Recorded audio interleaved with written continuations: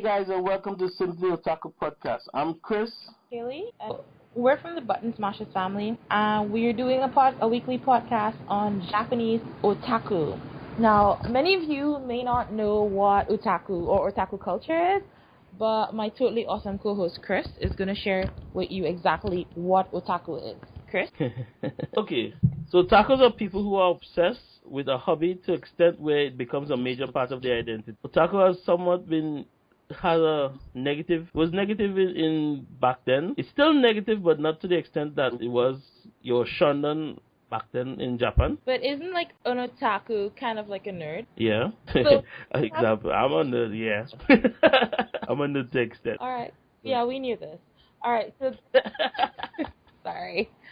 So there are actually 12 types of Japanese otaku. The first one is anime. Or 12 that they class. Yeah, well, there are 12 major types of Japanese otaku. The first one is an anime or a manga otaku. Now, basically everybody in Japan has read manga or watched anime at some point. If they tell you they haven't, they are lying. But someone who has an anime or manga otaku is like obsessed, as in libraries of this stuff, cosplays to an extreme level, only watches this, but probably not go on a date with the person they're dating. As a new case, yeah, if they even date, just think. I'm an anime manga otaku. Yeah, I could be dropped into that class. Have you ever docked work manga? Have you ever docked work to watch anime? Everything. Probably yes. Yes, I've done it. Chris is both. If he's watching, this is an entirely other Chris, not one from Tobago. Yeah, I've actually docked work, sat down and just like watch anime all day, read manga and stuff like that. Yeah. Alright, tell us about the second type of otaku, Chris. Okay, so we have the cosplay otaku. I know a lot of cosplay otakus. These are otakus who are obsessed with cosplaying the characters from the anime and manga, literally. I think my cousin might be that. I'm positive my cousin. Yeah, I have a few. Most of my friends are cosplay otaku, like Nell and all these few of these guys. There's a growing cosplay otaku. What's it called? Community? Yeah. In Trinidad and Tobago right now. So yeah. That is true. I actually was driving down the road the other day, and this guy dressed as Bumblebee jumped in front of my car. And I was like momentarily wondering if I hit him, would it count as hitting a car? So, they're everywhere. You won't count as hitting a car. But it's a car. That'd be manslaughter. That's funny though. Alright. Jumped in front of the car. No, he did. He literally did. Now, the third type of otaku is basically every single buddy in the Buttonsmashers family. It's the game otaku. Yep. This is basically someone who spends a lot of their time playing video games, and they usually establish social connections in virtual worlds with the gamers. So, that's true. I have a lot of friends that I've never met, but they literally know me to the extent where they could predict me to say what I'm gonna do and what I'm gonna say. I've known friends like 4+ years from playing games online. Aww, the attack brand. Sorry. That's funny. Sorry. I like that one. That was funny. So we go into the fourth one. It's called Idol and J-pop otaku. Or you can say J-pop and K-pop to extent. Oh, yeah, trust me, I know the K-pop otakus. I have a friend, she spent our entire class talking about Super Junior and how Ye-sung was in love with someone else and it was so sad and the heart was breaking. And I'm like, what? Yeah. No one cares. And then someone turns around to me in the magazine and goes, yes, they care. Somebody literally turned around and said, yes, they care. Yeah, I was like, what? I know so much about Super Junior and all the other bands. I'm just talking to her. And I've never actually heard their music. Well, I've listened to a few J-pop and K-pop bands, so just wanted to know what they're about. Okay, well, if you're an elf, which by the way is a Super Junior fan. That's what they're called? Yep, they're called elves. Okay. Then you're otaku. No, they're called elves. Elf. That's a cool name to name your fan. Much better than Belieber. Freaking Justin Bieber. Hey, I don't mind Justin Bieber. Justin's a sweetie pie. It's just, come on, Belieber. Yeah, we're editing this out, by the way, yeah? Let's not hate on the Justin Bieber fans. Right. I'm serious. I don't want a bunch of B-bats coming after me. They won't know who you are yet. It's like Buttonsmashers doesn't like Justin Bieber. What? Oh, Unlike, unfollow. Yeah. Alright, so the fifth kind of otaku is a figure otaku, or fixomozuku. And they're basically a figurine lover gang. Now, they're basically collectors of anime or manga figurines, which are usually highly realistic and often expensive. So if you're collecting Barbies since you're 2, you don't count, but you're still weird. Well, not really anime and manga, because I have a collection of Q-Pups and all that stuff from different comics. So I have stuff of like Batman and Superman and all that stuff. No, I think that's just a regular nerd. Well, and then I still have freaking other. I have anime related figurines, but not as much as my friend. Because they have too much. Sorry. And here I have like a pair of sunglasses and a stuffed animal. And my Pikachu hats and all that like that. Pikachu, so cute. Right. So. Right, so moving on to the sixth one. It's a train otaku. Can you pronounce the Jack? Tetsudo otaku! Okay, so they're persons obsessed with photographing trains or riding on... Think Sheldon from The Big Bang Theory. Sheldon.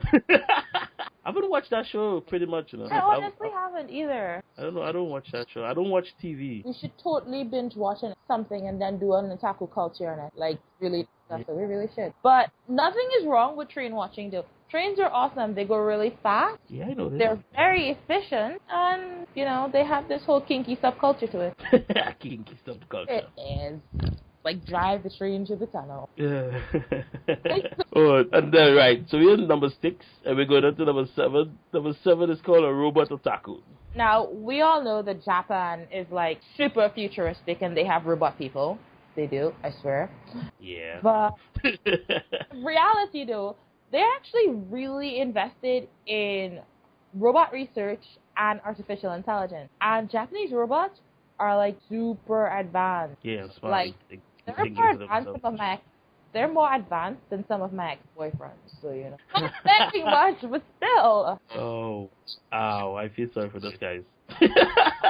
And then in a few months, there's going to be a Japan versus America robot battle, right? So I'm saying Japan. Supposed to. I don't want America to win that. If America wins, it's because the Japanese gave it to them. I don't want America to win that. That's craziness. They might be like, you know what, we need more money for robots. Let's make sure it has ridiculous odds because nobody thinks America's going to win. Put a ton of money on it. And then get back the money. Yeah. Okay, so number 8 is, what's Pascon? Pasokun no Otaku. It's basically somebody who's obsessed with computer technology, hardware, and software. Everything to do with basically tech. A techie. That's Jess. I'm gonna say no, that's Jess. That's Jess in the team. That's Mario, Jess, and Q to extent. I'll say Jess. I think Mario's a different kind of otaku, but it might not be on that list. No, he's still a tech otaku. He's a tech. Oh, I'm gonna call Mario up and be like, I heard you're a nerd. Yes, he was. He was already in 2 classes above already. Like, hey, nerdy. Yep. Okay, so that basically explains itself. That's everybody. So now number 9, basically what a lot of people are. And they are a Wapani. Wapani is actually an English term, and it means a wannabe Japanese. It's basically someone who is not Japanese, who has an obsessive interest in a lot of different aspects of Japanese culture. Yeah. And they often have a ridiculously unrealistic view of Japan. Though it's generally very positive. Like, you basically think Japan is a super country. But, you know, you kind of don't actually believe it's it's like this mythical utopia thing. Yep. A lot of you are sitting down going, how dare you say Japan is not utopia? How dare you? You're a whack. Nope.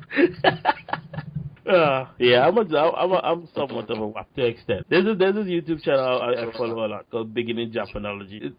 I basically just binge watch food, them making Japanese food. I don't think that counts. You're a chef. You guys are all weird when it comes No, but yeah, anything Japanese based on food and like how do you get this stuff, and I'm into that. And yet he still has not cooked for me. Well, like, throwing that out there so everyone in the internet can know that my co-host has not cooked for me, and he's an actual bona fide chef. Like, he went to school and he works at a restaurant. Schedules. He just doesn't want to feed. It's because I'm not otaku. Yeah, you're slowly becoming one though. No, I'm not. No, I'm not. Yes. I am your last link at normality. Nope. You're slowly becoming one. Don't worry. It's happening. Slowly but surely. Right. So number 10. I don't understand this one though. Okay, it's a female history otaku, which is a Rikijo. So a Rikijo are female history buffs, and they're generally interested in pre-industrial Japanese history because they view this period as this idealistic age of innocence and they're talking about geishas, right? probably. They probably are just talking about geishas. All geishas did was pour tea. No one. No, they do you crazy. They do performance. They do ceremonies and stuff. No one ever paid me 100,000 yen to pour. Nobody do performance. They actually have to learn to play instruments and stuff. Yes, they do, but they're basically just high-class prostitutes. And anyone who doesn't want to believe that is lying to themselves. Really, really bad. No one can't create a lie to yourself. No one is going to pay you $1 million. Don't let anyone tell you otherwise. Sure, you could read the Amy Tan book. You can watch the movie and be like, oh my god, they're really, really sweet and awesome. But they're prostitutes. Okay? They're highly paid prostitutes. They're very skilled prostitutes. They're prostitutes with a lot of power, but they're still prostitutes. And nothing is wrong with being a sex worker. But, like, let's not make it seem like they're not a sex worker. They are. Practice safe sex, kids. That's funny. Oh, my God. Right. You're to... Yes. So, number 11, and this one's kind of weird for me, is the voice actress otaku, or the seiyuu otaku. And it's a subtype of the anime otaku. But basically, the seiyuu otakus are obsessed with voice actors and actresses from anime production. Yep. So basically, they're the Scarlet Swans of the world chasing the Edward. No, but I have a friend. If you hear her voice, you're gonna be like, that's the anime character just from her speaking. She was a part of Buttonsmashers too. Oh, okay. Have you ever listened to Q's intro? No. But if you listen to delete that part. Delete that part. Where if you ever listen to Q's podcast intro, yeah, she's the female voice in the beginning. Oh, okay. She literally has a anime, it's like a lolly anime character voice. Oh, very cool. Yeah. All right, so number 12. It's the military otaku. Gunjin Ota something like that. It's otaku obsessed with military uniform, hardware, war stories, and it often in manga form. So basically, this one is like, what's the reenactment nerds. Really hard to, I don't know. Just say they're obsessed with military stuff, weapons and this kind of stuff. Something to say, and I'm gonna say it again. And I said it before. This otaku thing makes no sense because there should be a number 13, food otaku. People obsessed with food, like Japanese food. Have you read some of the mangas and heard about food in it and you're like, hello, I want that? You read mangas? Of course I read the mangas and I've watched the food. Yeah, and you watch the food and you're like, I want that food. That's what I am. I'm a food otaku and I'm creating it. This is a new subgenre. Hell yeah. I'm a part of that too, so yeah. See, I have my first Okay, so guys, we've a little bit of anime news.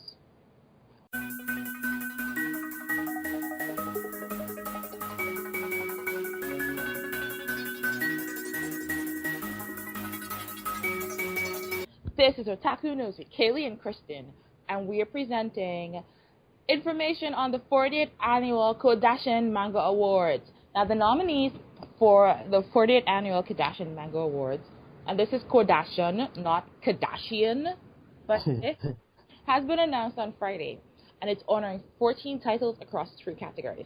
The winner for each category will be announced on May 12th. Now, the categories are as follows. Best Shonen Manga, and the nominees are Seraph of the End. I love that one.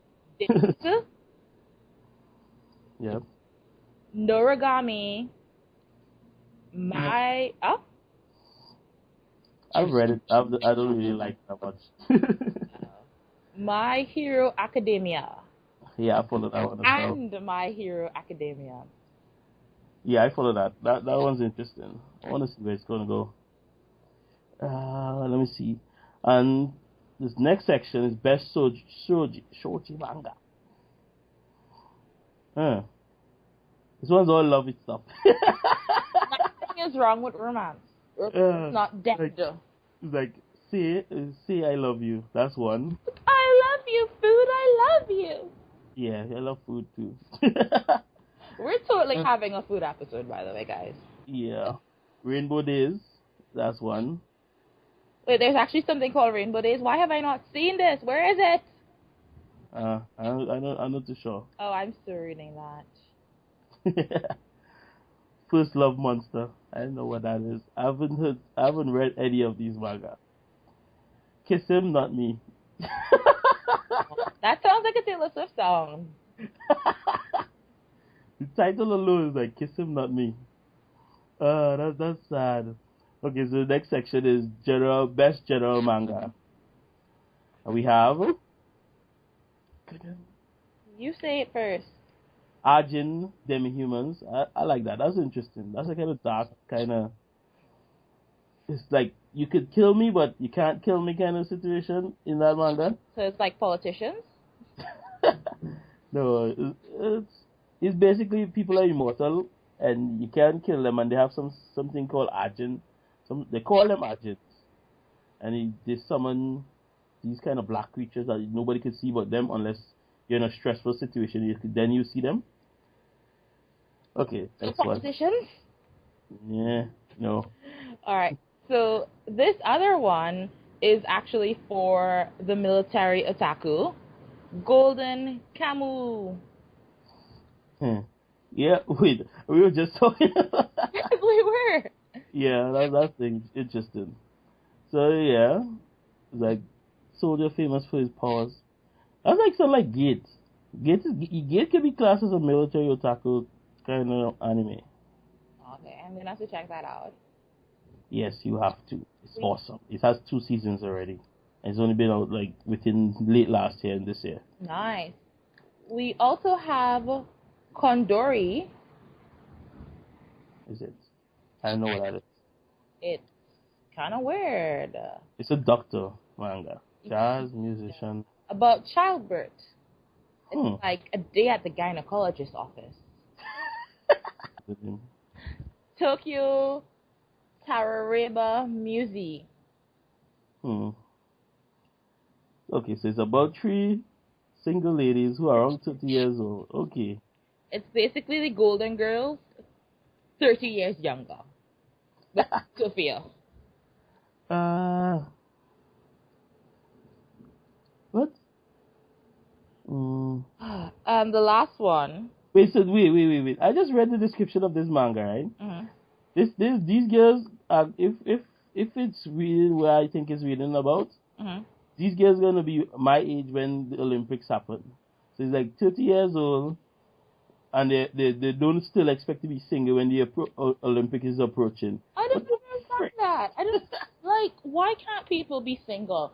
Being single is awesome. Okay, yeah, all right, you pay more money for taxes, but you buy less food. You have to share less food. No one eats your mac and cheese. No one eats your ham sandwiches.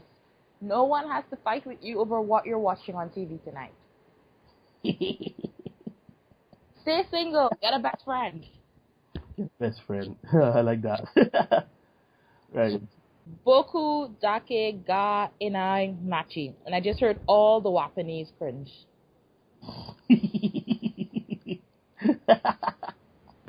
It's about a struggling manga artist with the ability to turn what time into present. That what the hell? Back time. And prevent deaths. Okay. There's an anime like that right now that is in the new season of anime that started. Mm-hmm. Where every time he's killed, he goes back to a previous moment before he was killed. So he's trying to figure out who killed him and all that stuff like that. And try to save whoever was killed along with him. Why? I don't know. Why? If you know how to do this, you go out, you learn the lottery numbers, you get someone to kill, you walk in front of a car, you get killed, go back in time, you play the lottery, and you be rich. It doesn't work like that. What you do? Doesn't work like that. It really should. If I could go back in time, I'd be loaded. I'd be like super duper loaded. I'd win the lottery in every country.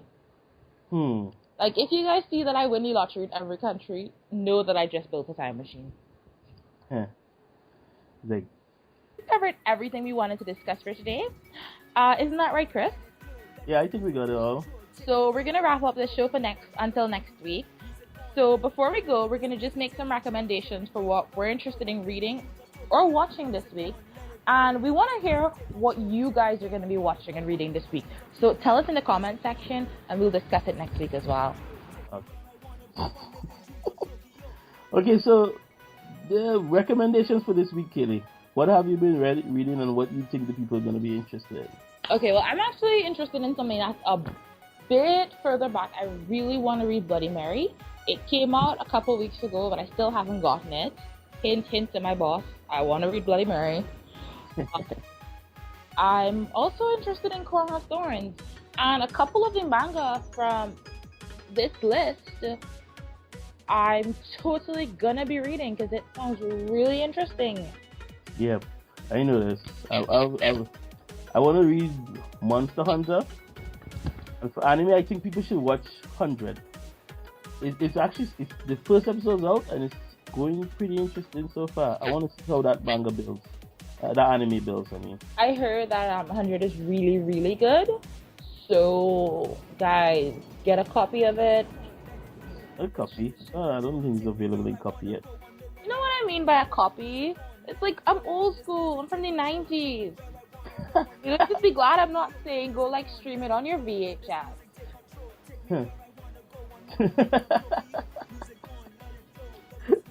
But no, seriously. View it if you find some way to view it, even if you have to like get binoculars and peek through your neighbor's window while they're watching it. Yeah, I think we should watch it. We told you to do it, but do it. Yep. Seriously, don't say we told you to do it because our lawyers will deny everything. Yep. We can't be held for that. I have 5 cents in my pocket, and that's all you can get from me if you try to sue me. So, yeah, have fun with that. So, guys, thank you for listening to this episode of Simply Otaku Podcast. So, if you enjoyed this episode, make sure to rate and subscribe to us on iTunes or whatever podcast app you listen to the show on. Also, make sure to check out our website, Buttonsmashers.com, where you'll find reviews, articles, news, and other podcasts and more interesting stuff. So, guys, see you guys next time. This is Chris. I'm Kaleigh. I'll see you guys. Bye. Bye.